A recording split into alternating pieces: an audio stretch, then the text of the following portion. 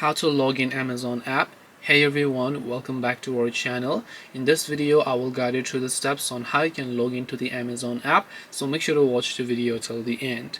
If you would like to basically log into the Amazon app, all you have to do is go ahead and then launch the Amazon shopping application here. And once you launch the Amazon shopping app, you're going to be able to see this type of interface. Then from here on, what you want to do is just tap the done option. Now after you select a country and region, just tap on already a customer sign in option. Over here, if you have not yet created an account, you can choose to create an account right away, or you can tap on email or phone number option here, and then just make sure to go ahead and then enter your email address and tap the continue option.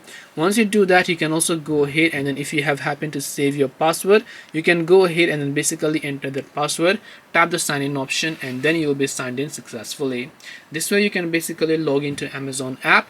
Hope this video was very helpful. If you have got any more questions, then feel free to leave them down below. Thank you for watching till the end of this tutorial, and see you soon in the next video.